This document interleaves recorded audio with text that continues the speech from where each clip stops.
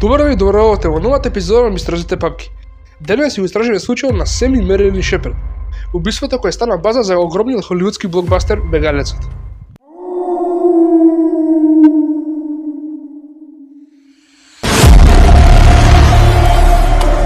На 21 февруари 1945 година доктор Семјуел Шепард и Мерилин Рис се венчаа и се населија во близина на езерото Ири во Охајо. 2 години подоцна тие го добија своето прво дете, љубезно наречено Чип. Сем беше почитуван неврохирург и се веруваше дека атрактивната двојка има среќен брак.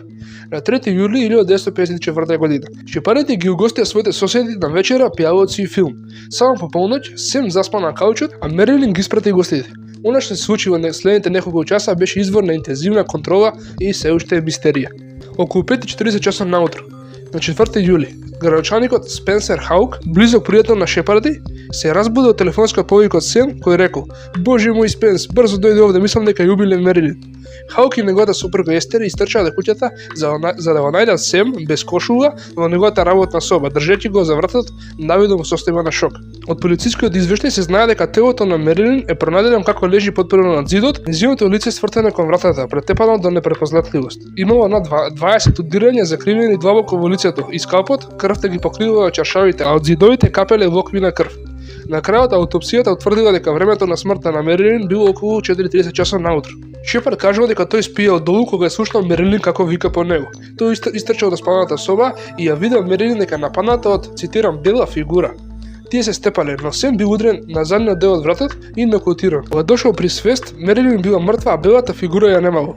Загрижен за безбедноста на својот син, Сем истрчал во собата на Чип, каде за среќа го нашол како спие цврст. Потоа истрчал кон дворот, каде ја видел фигурата која излегува од задната врата. Сем објасни дека скокнал и го фатил човекот на пожарта. И тогаш, цитирам, се чувствувал како да се вртам или да се гушам. И цитирам, тоа ми ја прекине свеста. Кога Сем се разбуди, речиси беше зори и му недостасуваа кошулата и часовникот. Сега, како го представиме случајот и исказите на Сем Шепард, време да скокнеме во теориите за најверојатниот исход за смртта на Мерилин. Првата теорија е дека целата приказна е измислена и дека Сем Шепард хладнокрвно ја убил својата сопруга. На местото на настава немало трагично насилно влегување, ниту оружје за убиство. Фиоките на бирото беа уредни, што не би било нормално во случај на грабеж. Обвинителот Сем Гербер ја коментираше крвта на перницата на Мерилин велејќи, цитирам: "Во оваа крвава дамка може да издвоам впечаток на хируршки инструмент, оружје што би било погодно за неврохирург." Во една грмушка надвор Гербер пронашол платнена торба со рачен часовник, прстен и клуч облеани во крв, сите му припаѓале на Сем. Доказите ги доведоа до жена наречена Сузан Хейс, која работела како лабораториска техничарка. На 21 јули обвинителот Гербер свика седница на која мораше да дојде Сем Шепард. Таму Гербер е забележал како вели: "Дали ти и Сузан Хейс сте спиеле во ист кревет?" На кој Сем веднаш одговорил: "Апсолутно не."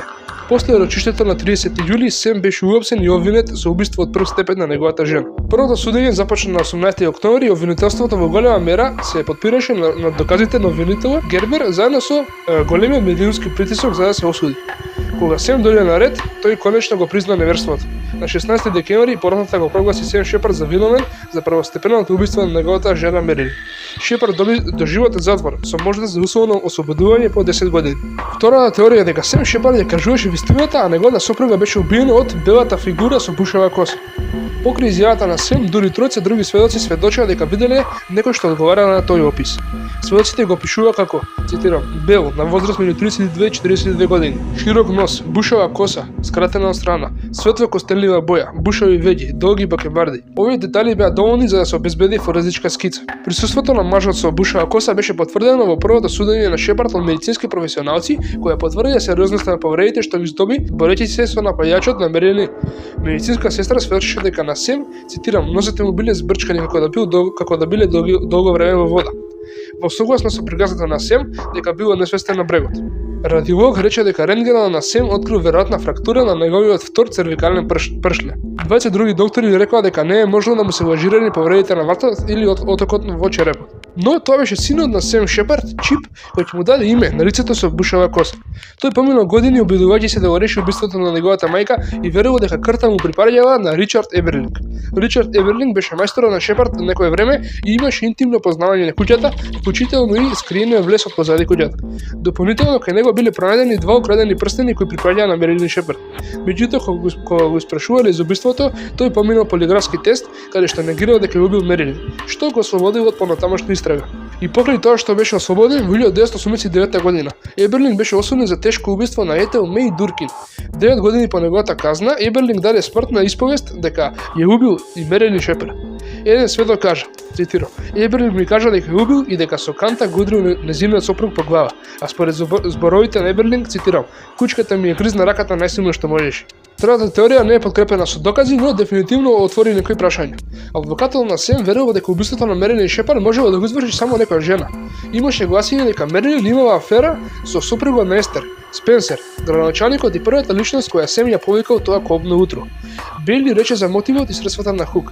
Цитирам: еден можен мотив е женската љубоморна омраза, поттикната на акција од некој настан што го вознемирил убиецот.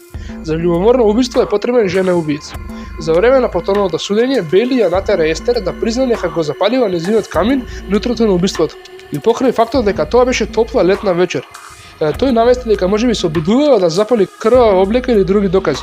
Сепак немаше докази за да се докаже дека Спенсер и Мерилин имале интимна врска и наведум никош не биле преземени дополнителни правни мерки против Естер Хаук. Нашата работа како истражувачи е да собираме, презентираме и понудиме факти, прашања и можности. Меѓутоа, толкувањето ви припаѓа само вам. За сега можеме секогаш овој случај ќе заврши во мистериозните папки.